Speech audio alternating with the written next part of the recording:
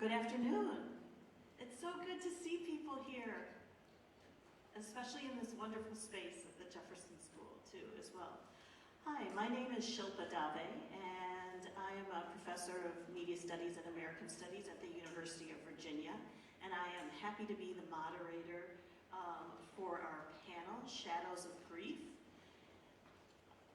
What I would like to do is also welcome you to the Virginia Festival of the Books, and on behalf of the Virginia Humanities, who is the producer of the Virginia Festival of the Book, I would ask you at this time to please silence your cell phones, and then if you would like to later, you can tweet about this event at hashtag VABookFest or at hashtag VABook2022 if you would like to. I would also like to remind you that the festival is free of charge, but not free of cost. So please support festival programming with a donation by visiting vabook.org. Your support ensures that we may sustain the festival for many more years and have many more years in person too. Also, I would please ask you to fill out a program evaluation. These provide useful information that helps keep the festival free and open to the public. You can complete it online at vabook.org/feedback or by using the QR code at the back of your program for those of you who have one. In order to keep all of our community safe, please keep your masks on at this event. Speakers have shown, all of us have shown negative test results before removing our masks, so we'll have them off up here. Also, I would please ask that you could support festival authors and our local booksellers by purchasing a book today. Our authors' books are available in the back for purchase, and they're being sold by University of Virginia Bookstore. And the authors will be available for book signings after this program. So once again, I would like to welcome you to Shadows of Grief, and I would like to introduce our participants.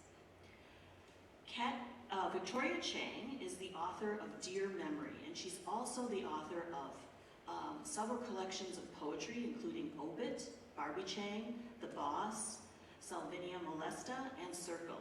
She lives in Los Angeles and is the program chair of Antioch University's Creative Writing MFA program.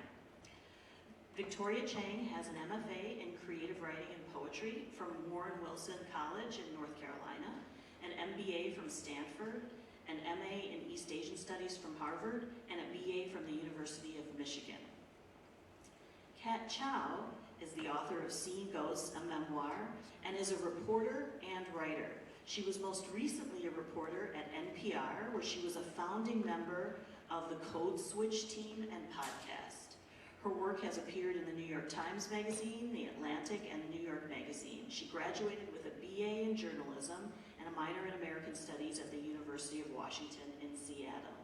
So please join me in welcoming our authors, and they're going to do a couple of readings first, starting with Kat. So please join me in welcoming our authors. All right. I still remember how to turn a microphone on from my time at NPR, so that's good. Thank you all so much for being here. It's really exciting to get to do an in-person event after the couple of years we've had with COVID. As you can imagine, launching a book in the time of a pandemic is an experience, to say the least. So it's really meaningful to get to be here in person today. Seeing Ghosts, if you don't know much about it, is a memoir about my family and the ways in which we turn away from grief, and my really desire to want to turn toward it and understand my family through the various losses that we've experienced. And the losses, not just of people, but of a sense of self or home, or the idea that we have of our own bodies, or the ways we think of the world. And the section that I'm going to read today is brief, but it's toward the beginning of the book, and it's really about the idea of lost. And in that case, it was my mother who passed when I was 13.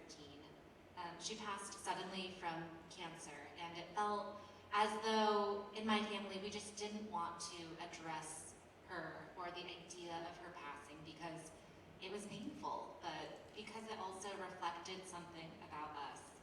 And so in the section that precedes what I'm about to read, one of my sisters has just gifted the whole family these wonderful images of my mother, a framed photo of our entire family that for many years I just didn't want to keep in my apartment, and I didn't want to see it. So I would often turn it face down, or I would put it in my coat closet underneath all the clothes I never wore. When I consider the ways images can wrench our grief to the surface, I think of Diana Coy Wynn's poems, which are wrapped around photos of her family in her collection Ghost of. The book is dedicated to her siblings, including her brother who committed suicide. He is cut from every photo. Wynn plays with these silhouettes. She cocoons him with her grief and her memories of him. She inhabits the negative space with her despair. Why should we mourn? Isn't this the history we want? One in which we survive? The first time I read her poems, I assumed that she sliced her brother out of the photos herself. I thought she didn't want outsiders to be privy to his body. No, years ago, when told an interviewer that her brother, in a fit of anger, carved himself from all of the family photos hanging in a hallway of their childhood home. Afterward, he carefully slid the photos back into their frames. They foreshadowed his death, and after his death, the missing shards in the frames wounded me deeply, she said in an interview. I avoided walking down that hall. I avoided returning to the house. When I learned this, her grief crept into me. I avoided walking down the hall. I avoided returning to the house. Why head down a hall of memories if it leads to a perpetual reminder of death? I felt as though Wynn, with her poetry, had inhabited the void that her brother had left behind, the way I now inhabit the one created by my mother. For many years, I could not look at photos of my mother. I wrapped the one from Steph in a scarf and tucked it into my bedroom closet underneath a box of clothes I no longer wore. The way I endured grief was to think only of the after and not the before. As a kid, I was certain that the images we had of our dead relatives were taken in caskets. The photographer pried open the deceased's eyes and held them there with double-sided tape. The cameras clicked, the dead person cartoonishly wide-eyed, mouth gaping. I couldn't conceive of the idea that those photos were taken in some version of the past, when the subject was alive. Looking at these ancestral photos gave me a whole body chill, like I had come across a dead animal. One of our parakeets sprawled at the bottom of the cage, a fish floating at the top of its tank at the pet store. Uncanny, a small fright pulsing, my body retracting. 2 years after her brother's passing, Wynn decided to tackle with words the empty spaces that her brother left behind in those photos. She said that in her work, she was trying to mourn, not exorcise. When I first read this, I was startled by how much this resonated. I have never wanted to exorcise you. I am too attached. My inclination is to preserve you, to taxidermy you like you wanted. But Mommy, grief is a container of contradictions. I want to expel something, though I don't know what. I want to rid myself of this heaviness just as much as I want to keep your ghosts. Writing about you is a strange act itself. I am perhaps afraid of it, or at least I dread it. Yet I feel compelled to write you into being. I am hopeful, though. I spin you out of myself and into something else. Thank you.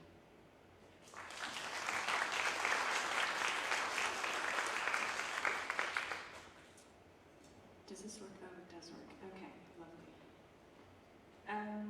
Thank you so much. This is so strange to be in person. Thank you, Shilpa, and thank you. That was beautiful. And I feel so out of practice being in person. I'm not sure what I'm supposed to do up here. So I'll just start talking. So and I love the fact that we're talking about visual elements, because so much of this book that I'll read a little bit from also has a lot of visual elements, which again, I was so out of practice, I forgot to ask them to do the AV stuff. So I don't have anything to show you, but you don't have to buy the book. You can go look after and you can see what I'm talking about, because so much of the book has different stuff in there that I'm going to try and describe to you. So sorry, I'm unprepared. So I wrote a book of poems called Obit, and thought this would be absolutely the last time I'll ever write about my mother. And then I found a storage facility of my parents, and there are so many boxes in there of photos and all these really interesting things that I ended up having more questions and no one to ask them to. So I decided, sort of not consciously, but I imagine writers do this all the time, you just do it. And I wrote a letter to my mother, and that starts this book called Dear Memory, which is was hard to title. I ended up titling it Letters on Writing, Silence, and Grief. Are they essays? Are they, yeah, what are they exactly? So that was one of the challenges of putting this book together. So I'll just read one letter, and then I'll read maybe a couple of the poems that show up in the book on photos that I'll try and describe to you. Dear Mother, I have so many questions. What city were you born in? What was your American birthday? Your Chinese birthday? What did your mother do? What did your grandmother do? Who was your father, grandfather? It's too late now, but I would like to know. I would like to know why your mother followed Chiang Kai-shek, taking you and your 6 or 7 siblings across China to Taiwan. I would like to know what was said in the planning meeting. I would like to know who was in that meeting, where that meeting took place. I would like to know the people who were left behind. I would like to know if there are other people who look like me. I would like to know if you took a train, if you walked, if you had pockets in your dress, if you wore pants, if your hand was in a fist, if you held a small stone, if you thought the trees were black or green at night, if it was cold enough to see your breath, to sting your fingers. I would like to know who you spoke to along the way, if you had some preserved salty plums, which we both love, in your pocket. I would like to know if you carried a bag, if you had a book in your bag, where you got your food for the trip, why I never knew your mother, father, or your siblings. I would like to have known your father, to know what his voice sounded like, if it was brittle or pale, if it was blue or red, to know the sound he made when he swallowed food. I would like to know if your mother was afraid. During college, I spent several weeks with her in Taiwan. She bought me baozi, or buns, every morning, the bao that steamed in small plastic bags with no ties, and sweet doujiang, tofu milk, always too hot for me to drink. She sat there and watched me eat, complained to me about your brother's wife, complained of being sick and how no one would help her. Do you know how long it took me to figure out how to call an ambulance? And then when they came, she refused to go. I still remember how the 2 men stared at me as if I could move a country. Listen, it's the wind. That's the same wind from your countries. Sometimes, if I listen closely at night, I can hear you drop a small bag at the door. I hear the sound of the bow touching the ground and the wind trying to open the bag. But when I open the door, there's nothing there, just the same wind, thousands of years old. Happy birthday, wind. Happy birthday, mother. April 6, 1940. I know this now. All the nurses, doctors, and morticians asked me, so I memorized it. Your American birthday, April 6, 1940. I said again and again, as if I had known this my whole life.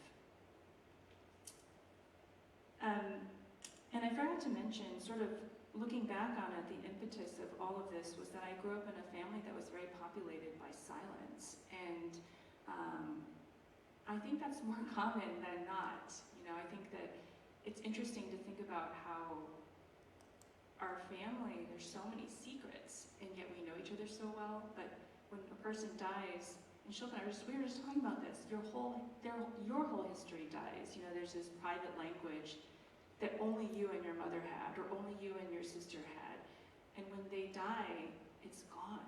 And so that sort of shattered me, you know, once I thought about it. And that was well beyond, you know, my mother's passing.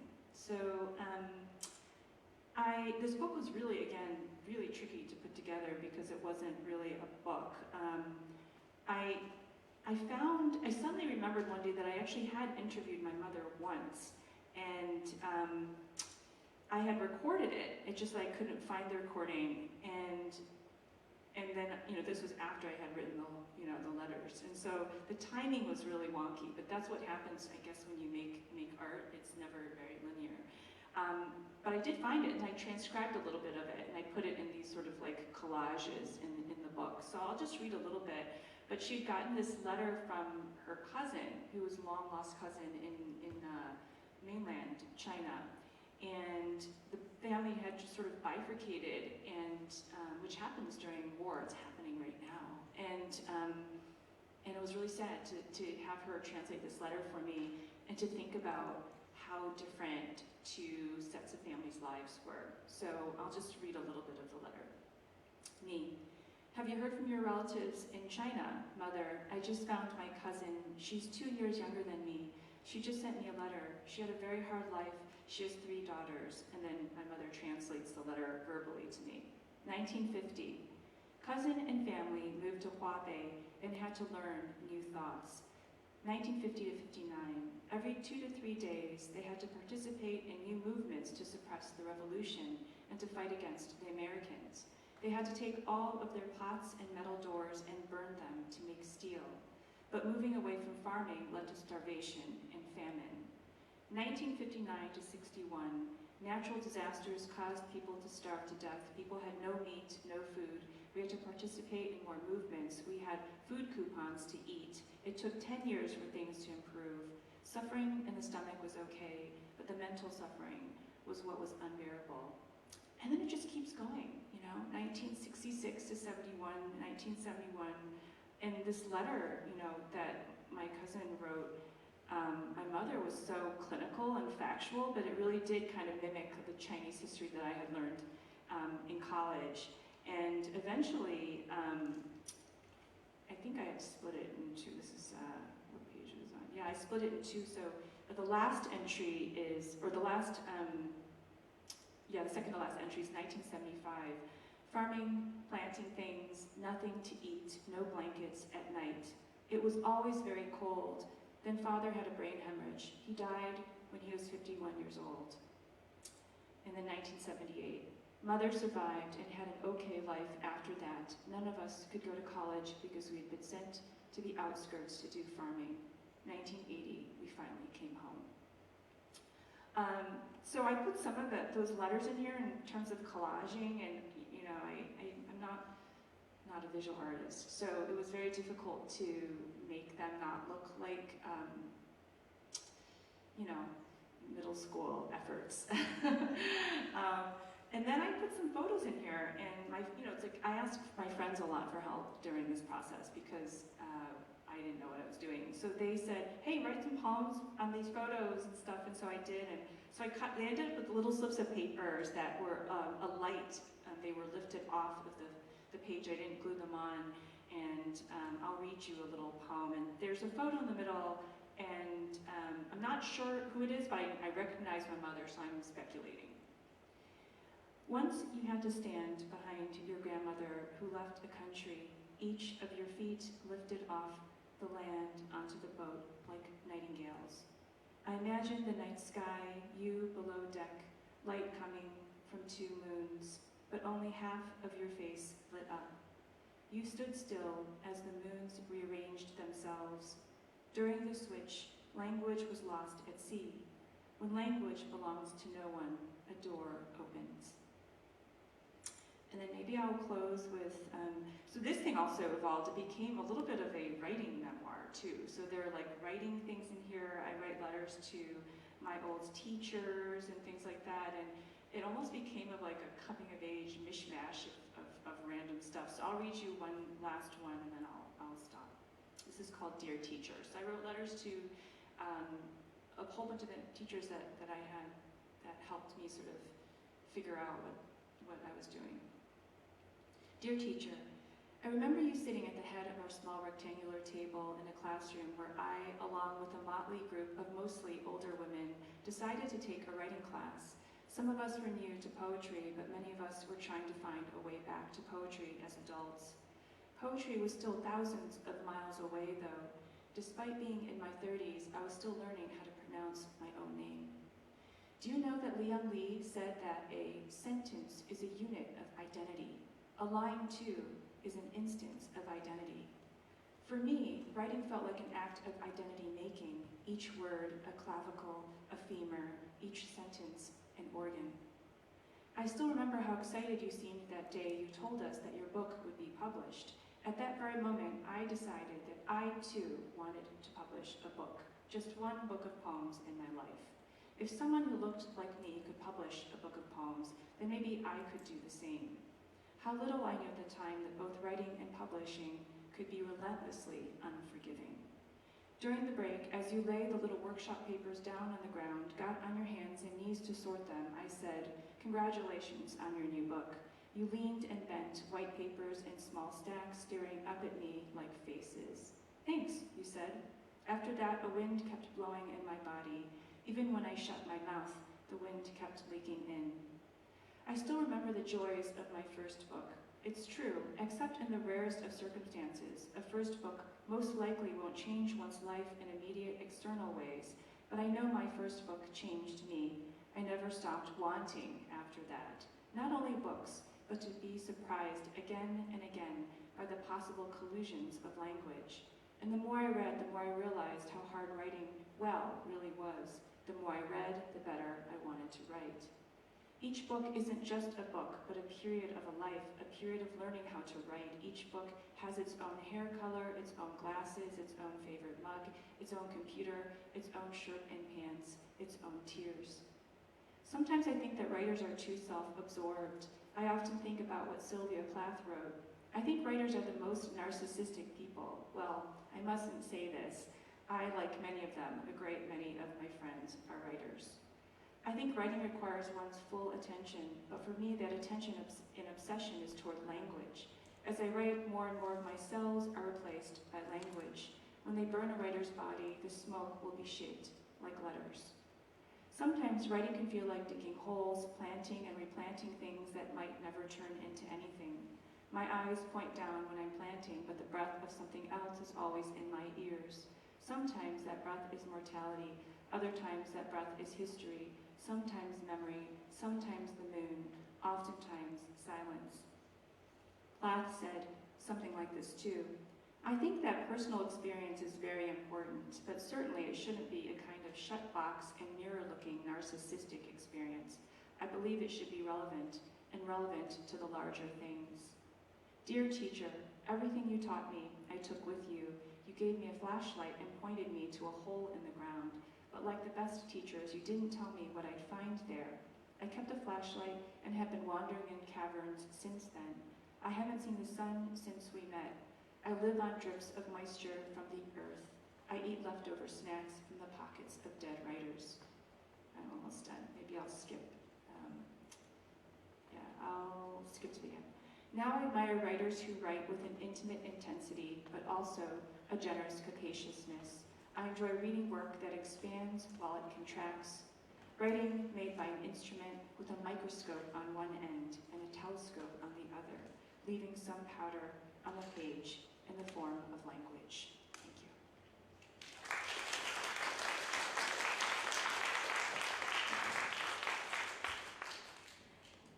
Thank you, Ken and Victoria, for those selections.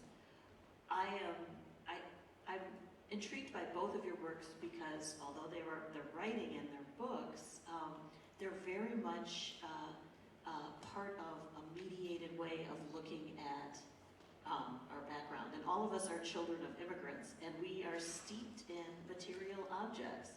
And oftentimes, even when we think about media images of the way in which Asian Americans are depicted, it doesn't reflect our lives. So I think what both of you do is, in your works, as you're writing about your memories, you're very intentional about also bringing in these material objects and thinking about how you are looking at them.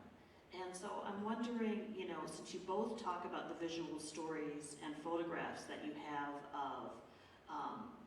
of your parents and your families, Kat, you included talk about the backstory behind images, and Victoria, you create art as you edit the photos with the captions and the cutouts. So can you talked a little bit about this, but could you elaborate a little bit more about the relationship you see between the memories you have of your mothers and your family and your sense of family, and the use of visual objects in a literary format? Yeah. Well, Victoria, and thank you, Shilpa. I love that question. Victoria, I mean, what you were saying when you were sort of describing your process of finding these images, or even finding this transcript or transcribing this interview of your mother, I felt that I was writing into the absence so much, and when I was making what would become Seeing Ghosts, I felt as though I was just retrieving history, and it was kind of this quest to find out so much about my family that we had never spoken about. Cleaning out my mother's desk or going through her artifacts that had been around for 15 years, where my mother passed in 2004, and I was writing this book from 2016 to 2020, and I was still discovering things in my father's house that belonged to her. Letters that she wrote, her checkbook even, examining these pieces that I could compile into a bigger picture of her. Because as a journalist, one of the ways that I navigate information is by asking questions. And when you can't ask somebody who you care about questions that are so simple, sort of, the letter that you wrote, all the questions that you have, it's really a big challenge. And so a lot of writing Seeing Ghosts was trying to lean into that and to imagine my mother as somebody who I could still address. Imagining her as this is really macabre, but as this almost Weekend at Bernie's-like figure who is still a ghost-like presence in my life. And being able to, juxtapose that with these artifacts, whether it's, a transcript of an interview with my father about my mother, or receipts or phone logs that I found of her. And I really thought it was important to create this full view, because in loss, especially as the daughter of immigrants, so much of our histories are things meant to be retrieved. Mm-hmm. That's so beautiful. And the whole time you were talking, I was thinking about this concept of post-memory that I learned about while I was doing research. And I'm just going to read a little section because it's easier to read than for me to explain it. I began to think about how maybe my memories are never really just my memories, but are fragments of memories and stories from others.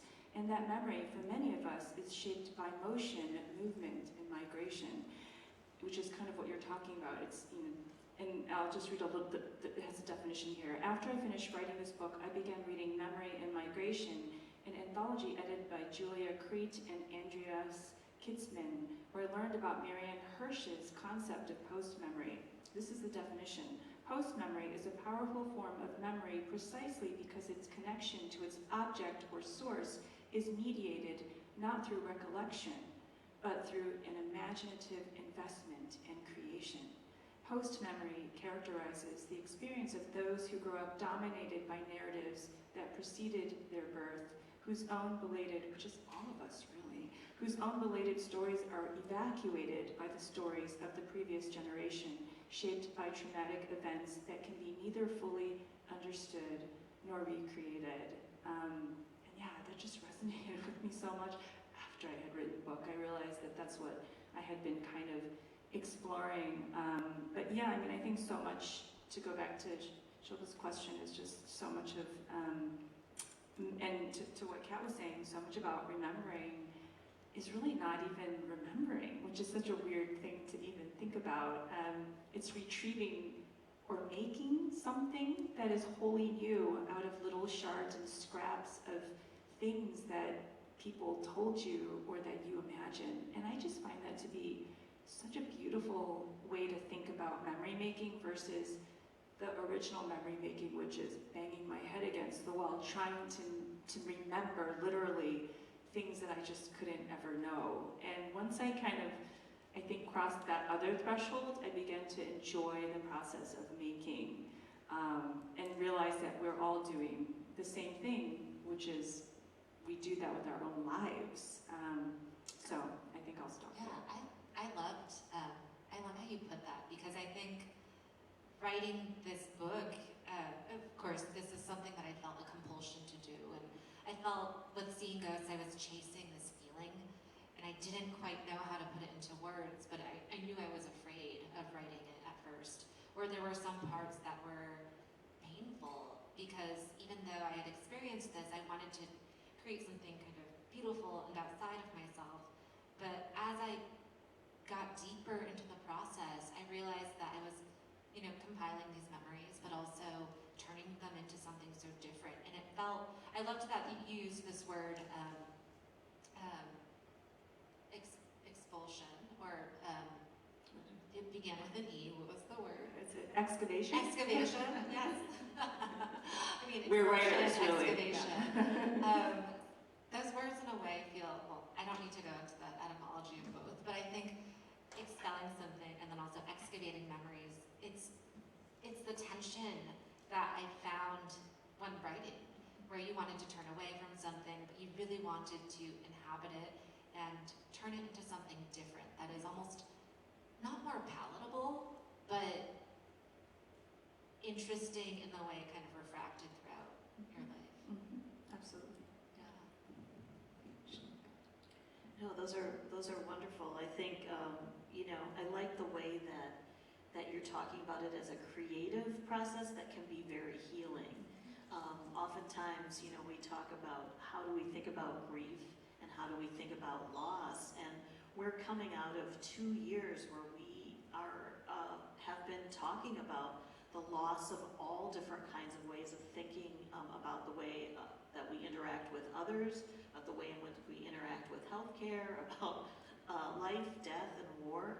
And so all of us, in a sense, are experiencing a certain kind of loss and a grieving process, too. And how do we deal with that? And that's why I think both of your works are so present and also so restorative, too, because it's not only great that you got to talk about this, but when we're reading with you, you invite the reader in to say, this is my process, this is what I've been going through, but then it also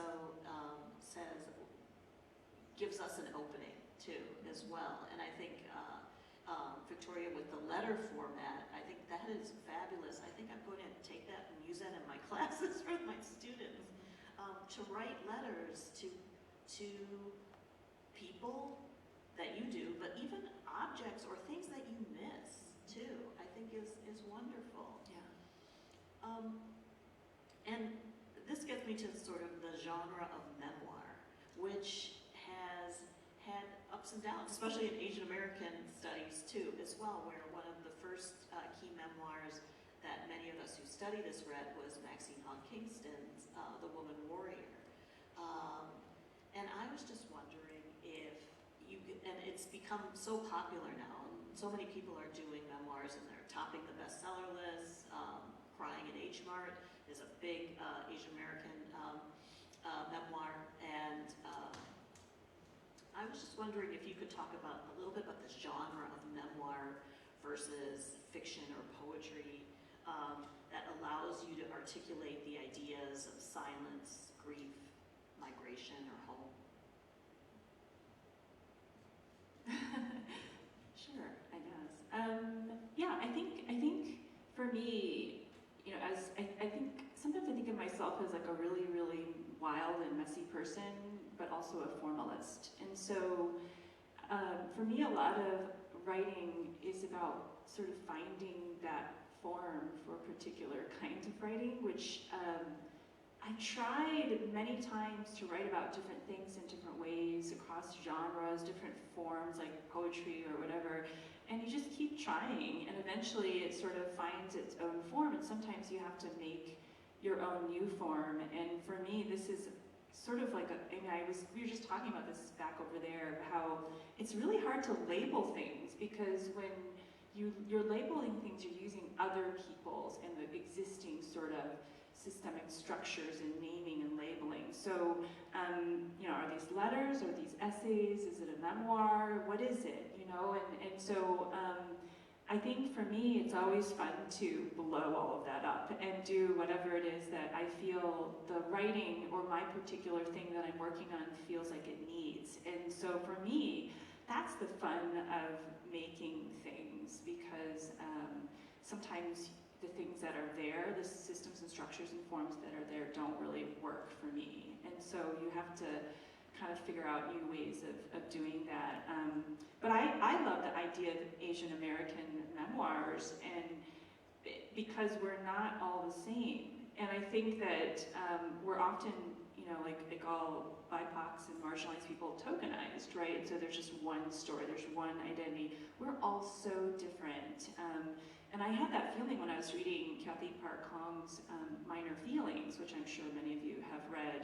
And if you haven't, you should check it out. And the whole time I was reading it, I was nodding and vehemently thinking, oh, I can so identify with this. And then other times I was like, Kathy Park Hong and I couldn't be more different people-wise. And then our backgrounds are so different.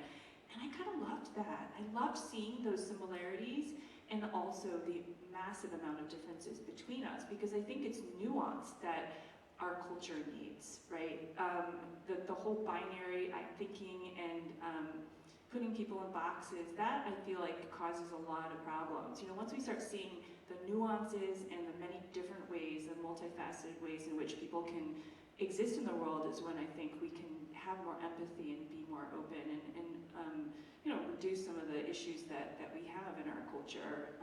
And so yeah, for me it's exciting to see, you know, the bestsellers, and then mine, you know, like I don't need to be a bestseller. I feel like I've contributed something, you know, to the conversation, and I love it, you know, and I loved, you know, just, you know, meeting Kat and seeing her story about her mother through a totally different lens. And so to me, that's really wonderful, and I hope that keeps going long, you know, into the future. Yeah, it's interesting, and I love that you brought up Maxine Hong Kingston's Woman Warrior, because Maxine uses ghosts so much throughout her book, and Woman Warrior, if you've read it, is almost, you know, it's not quite a novel, it's not quite a memoir, where she really tries to reject the idea of letting people in to know if this is fiction or nonfiction. And I loved that, because when I've known for so long that I wanted to write a book that could be like Seeing Ghosts. I think in high school I would write poetry, but not as great as Victoria's. And I would, you know, try and write what I realized was a novelized version of my life, like many fiction writers in their first go. And in college, you know, at the University of Washington, I was writing over and over again this novel, essentially, of a young girl who lost her mother at age 13, had a complicated relationship with her father, and was really interested in this idea of loss as a ghost and grief as this metaphor for ghosts. And it didn't occur to me, you know, I shelved that novel after I graduated college and didn't think about it for many years. And in 2016, just felt this compulsion to write from my own point of view as either an essayist or as a reporter. so much of journalism, our points of views are present no matter what. And I think that we have to interrogate where, these ideas of self as a journalist come from. I won't go down that path right now, but that's another talk. But for Seeing Ghosts, I found my writing voice in first person, which was really exciting. I found it outside of a journalistic context, and that's how I knew I wanted to write this as a memoir, because even though I could have and sometimes still think about what a novelized version of this could be, I was so pulled to including these fragments, of my conversations with my father, including these images that were from my own real life, because that felt important to me, and to turn it into something creative. And again, there's just such a wonderful outcropping of memoirs right now. There are just so many to name. I loved Nicole Chung's All You Can Ever Know, T. Kira Madden's Long Live the Tribe of Fatherless Girls, Nadia Owasu's Aftershocks, and it's really exciting because I think, in so many of these memoirs, they're either, very narratively formed, or they're told in fragments, or, they're very non-linear. And I think it kind of pushes the expectation of what a memoir can and should be, which I think is often very gendered too. That's great. I think I could, you talked a little bit about ghosts, and I was wondering if you could elaborate on that, because the name of your book is Seeing Ghosts. Yeah, so Seeing Ghosts comes from a kind of macabre joke that my mom made when I was 9 years old, before she really knew that she was terminally ill. And she joked one day that when she passed, she wanted me, and to preface this, she knew that I was always afraid of things that were dead. I was afraid of walking into, for example, an L. Bean store, because the taxidermied elk or the taxidermied moose, it was just very uncanny, and I never understood it as a child.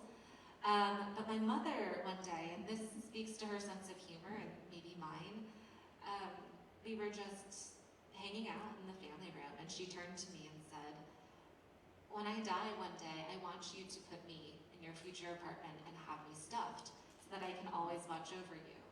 And that was just, inarguably a really messed up thing to say to a 9-year-old kid, but it was just what she found so funny. But of course I was terrified. And I would always just recall her as this monster-like figure, after she passed, or maybe she would be waiting in the shadows in this taxidermied way. But it was never, too scary. It was sort of funny in my eyes, and I think that was a coping mechanism where, again, I envisioned her body as this Weekend at Bernie's character hanging out in the corner. And I really wanted to be able to personify that in what is both, obviously it's a bit morbid and macabre and hopefully funny, but I wanted to try and strike that tone, because the way that I revisit memories of her and the way I think about grief is so much of her as this ghost-like figure.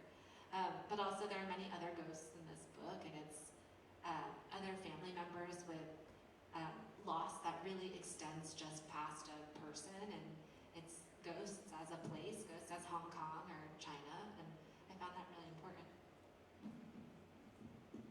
And I think that's how, we think about our histories and our geographies too, as well.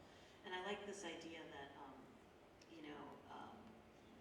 both of you meant, and I mentioned this both to you too, is that my mom's birthday is April 6th. Your mom's birthday is in April. Your mom, and you say her American birthday. That's the same thing with mine. It's her American birthday. She always said it wasn't her real birthday. And so when we go back to like because both of you talk about writing in the silences too, as well, is you have these inside jokes that you have with the people that you love, and then when they're not there, who's there to tell them? And so when when you were talking about that imagery of the microscope and the telescope, I think that's so evocative for me personally. And Kat, when you were talking about, you know, looking at the photographs, it was the way in which you remembered what you remember, but it's different from than what your sisters remembered. And I've been seeing people put up photographs now, because we've all gone back to the archaic photographs, like we've gone back to vinyl too, as well, record players, and trying to figure out how they fit into our history. And I've done the same thing, where you're going through these old things, and you're like, who is this? Who is this person? And so part of it is the silence that we're thinking about, and how we want to fill that up, right? But it's also, again, going back to this excavation process too. I'm going to turn it a little bit, because the other themes that go through both of your works is food. And, you know, there's a lot of people talking about, especially in Asian American studies, food and food studies, but also how food is very important in terms of cultural history and cultural gatherings. And I mean, the term family style, I know it comes from when I go out with all my, you know, with Asian American friends or my family. We all share, we all, you know, take from each other's plate. That's what we do. And so I'm wondering if you could talk a little bit about memory, and our families, and how food appears in your works. Yeah, and I was thinking when you were saying family style is interesting too. There's the 10-minute sign, thank you. That, you know, like why do we have to name it? Because it's just how we eat. But we name it because we're in, you know, like white majority spaces in American culture that eats it, you know, mostly a different way. So it just struck me as interesting when you said family style. I was like, oh yeah, when I remember learning that phrase and thinking, oh, that's just how we eat. And so, yeah, no, food is just everywhere. I think, and I think for my family, it was so much of how we got, all the emotions were sent to us in terms of love, and I think that's pretty common for a lot of families. You know, I think I just saw something on Twitter or Instagram or something this morning, which the person said, "Oh, I made an error or mistake. I told my mother I really liked to eat something," and then she showed a picture of like 5 of them that were mailed through FedEx. Did anyone else see that? Oh yeah, I saw that. I Yeah. think that was Who was the that? journalist Malika Gharib. Okay. And she said she told her mother that she liked some type of packaged candy from Trader Joe's, the mochi pancakes. The mochi pancakes. That sounds really deliciously, maybe not so delicious. But then she showed all these photos. Yeah, there were like a ton of them, I just remembered that because, and I don't really scroll. I just sometimes just see something pass by on social media. But that's what my mother did. You know, she was always bringing, you know, like leftovers. And when it wasn't until after she died that I realized that she had to make more. That never even occurred to me, that she actually had to consciously make a little more, so then put them into these little containers, which I write a letter about that in here. And how I was so dismissive when she gave them to me, and I was like, didn't really like it that much, and was always kind of irritated by that gesture. But now you know, long after she passes, you realize that, oh, that was a gesture of caring and love in ways that only, you know, a person that was much older could realize. So those were some of the things I've been thinking about, or when I was writing this book, I was thinking about too. Yeah, I remember when I was working on Seeing Ghosts, I was talking to my dad about what he missed most about my mother, and one of his first responses was, I miss how she would slice fruit for me every night. And at first I thought, I was almost offended on her behalf. I was like, well, she's not there to serve you. But then it occurred to me that there is something so maternal, and I think I write in my book that everyone with an Asian mother, or almost everyone with an Asian mother, knows that sliced fruit means love. Because it so many Asian American families, that's your dessert. It's a carefully sliced fruit. But I mean, I grew up in a small town right outside of Hartford, Connecticut, where my family, we were some of the only Chinese Americans in our town. And my father, for almost a decade, a little more than a decade, owned a Chinese restaurant that eventually folded because he couldn't, he just couldn't sustain the business. And that was a source of so much heartbreak because my dad loves food so much, and food can be such a connection to home, where I have such distinct memories of, going to the local Asian supermarket, which was maybe a 15-minute drive from our house, owned by a Vietnamese American family. And we would just shop for these things, and my father would come home and spend hours trying to recreate something like sponge cake, because there was no bakery that, sold it. No Cantonese or no Hong Kong bakery. And so in the absence of something, or of having a Chinese bakery, he would have to create it for himself. And it showed sort of the creativity that I think a lot of immigrant families have to exhibit, because these spaces are not necessarily made for us in a lot of ways. And it reminded me a lot about what it means to take something and kind of make it your own. Yeah. I love that. That's so beautiful. Thank you very much. You guys have been so generous, and I would like to open it up to the audience and ask if anybody has questions for either of our authors. And if you just stand up and say your question, and then I'll repeat it back. Do we have any questions?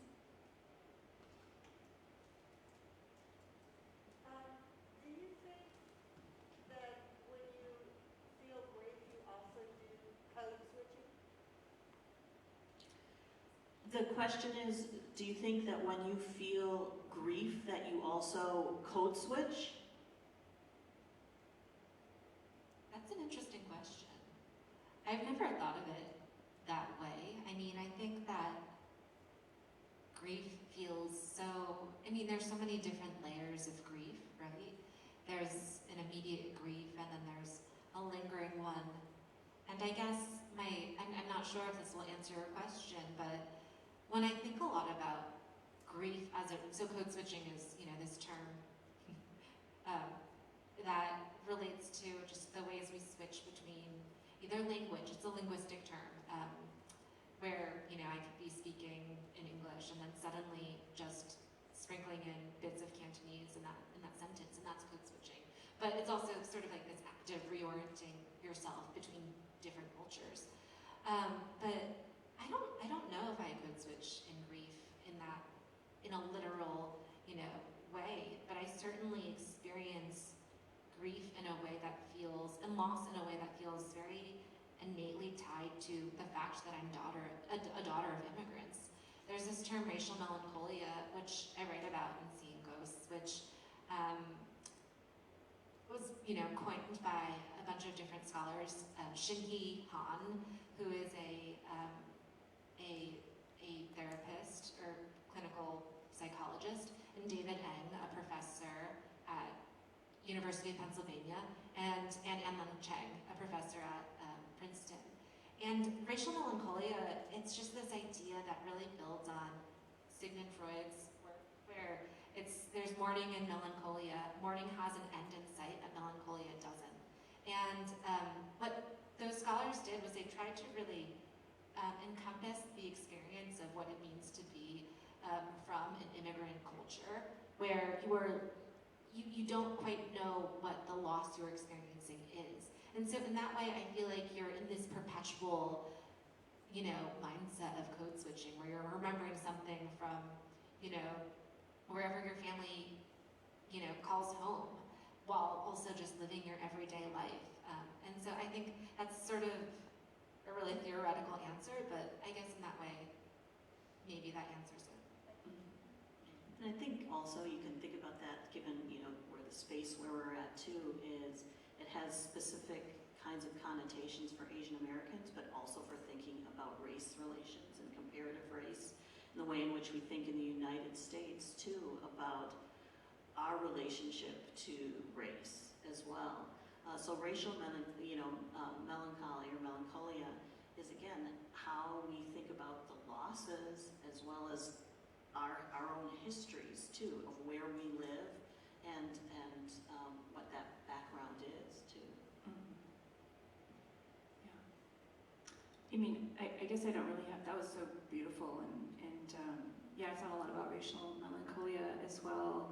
And I was also thinking, you know, I talk a lot about how grief is very asynchronous, and so to kind of twist what you were saying a little bit is that I think there's so much performance, you know, which is in daily life, but you know, when you're grieving, it's constantly a performance. Like you have to walk out the door and perform, and we do that so much now as a culture and individually that it's impossible to, you know, to feel truly connected with other people if we're all performing all the time. And so that way, I've thought a lot about, you know, how do we connect and lean into that connection around our griefs and our grieving, which may not be happening at the same time. Like, how do I help someone else, or you know, how do we meet each other versus brushing it off and always sort of. Shilpa and I were talking about this in the back of how our culture is very much so move along, you know, it's like you should be done with whatever it is that you're feeling, toughen up, you know, put spit on your knee kind of thing, and get over it. Whereas I kind of think maybe we should not get over it. And Shilpa and I were also talking in the back of how doesn't life pre-pandemic feel too fast, and how I don't know, I kind of like this different pace of things where you kind of just sit in it, whatever it is, and just sit in it. Like, why do you have to move, sort of thing. So I don't know if that answers your question, but I was thinking about that while Kat was talking. And I think we can think about, you know, we're in such a highly mediated world that when do we get the chance to just sit like we're doing now? Mm-hmm. Does anybody else have any other questions? Yes, go ahead. What happens Yeah, I just need to hear you. I was thinking about the ways that we talked about, we were talking about the visual part of grief, like there's what is called seeing ghosts, it's not called like smelling ghosts or whatever, and then Victoria's there's the image of your imagining or visualizing your mother and your grandmother, and so I was thinking when we were talking about food about the ways that grief can also engage, it can be a multi-sensory engagement, and so translating that into, right, like how do you write about sort of the smell of a document, or this, or like my friend was recently, her dog had a cancer scare, and she was like, how will I save the scent of my dog when she's gone? And so I'm wondering about how you engage multi-sensorially or something as you both in grief and in the writing process. So the question was talking about the fact that grief can be multisensory, that it's visual and it involves smell and hearing. And the question was, how do you as writers engage in expressing that sense of grief? So I have a background as an audio journalist. So one of the things I'm really careful about and that I always try and do is I always try and save voicemails or artifacts of how a person sounds, because one of the things that I realized, you know, a few years after my mother died was that I just had no recording of how she sounded, what her voice was like, and I couldn't remember her voice. And when that occurred to me, that was a terrifying realization, right? Because something that is so mundane is no longer there. And then I realized as the years progressed that I did remember my mother's voice in this very specific way, which was when she would stand at our back door and call my cat. She would call him to come into the house, and his name was Moo Cow. Moo Cow Chow. I had him since I was 8 years old. He was white with black spots. And I'll do the voice for you now just because it's really great. she would yell, "Moo, moo, cow chow, come here," and she would just like belt that outside of our back door, and it was so joyful and strange and funny. And like then my sisters and I would also scream that too, and it would just be the way that we would call this cat to us. But you know, years after she died, this was the only thing that would bring her voice back to me, which was funny but so fitting because you can't choose. I mean, of course, I wish that I remembered her voice when she was saying something profound or about, I don't know, how she was proud of me. But that was what stuck, and I think you take what you can get, and I tried to weave that into the book and capture those moments of remembering something outside of, you know, capturing grief in a different sense, because I thought that was really important. I love that. I know I have that voice in my head too. So in some ways, there's the transferring of memories to other people that, and I'll remember that for the rest of my life too. And that the way that your mother called the cat. So I think that's really beautiful. Yeah, I mean, I keep things, and I also think ritual is really important. My dad passed away in January, and it was like a pretty brutal 19 days, and he always was wearing, they always had him in this little gray V-neck shirt. So I kept the shirt, and I rubbed his shirt a lot. And then I kept that shirt, and then when it didn't have his body, it was empty, you know, of his body, I rubbed the shirt and just felt that texture, and I smelled it, and it smelled like that 19 days when he was dying. And so I think that sense, all the senses are super important to us as human beings. And as writers, they're super important, and those things can show up in our writing. And as visual artists or artists and writers, they show up in composers, they show up in music. So yeah, I think ritual, like touching things, smelling things, and then just holding on to as much as you can. But I think a lot of our memories are through photos. I think we over rely on our vision. Personally, I think there are so many other ways that we can remember things, like I did, like through touch and smell. And I, you know, like for my dad and mom, I kept like one article of clothing, and it was like a sweater that reminded me of my mother, even though she had like 100 of exactly the same sweater. But like that one was the one that I remembered her, and then the small gray shirt that my dad was wearing. And you just hold on to those items, and you just hold them, and you touch them, and you know, I think that's important for memory too. Well, thank you very much. That's lovely. That's a lovely image to leave us with. Thank you, Kat and Victoria, for talking with us about your wonderful works.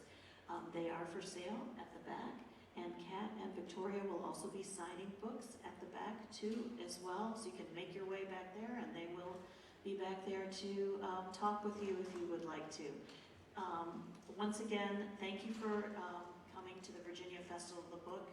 Please do fill out the program evaluation at vabook.org/feedback, and visit the website virginiabook.org for more information, and enjoy the rest of the festival. Thank you very much.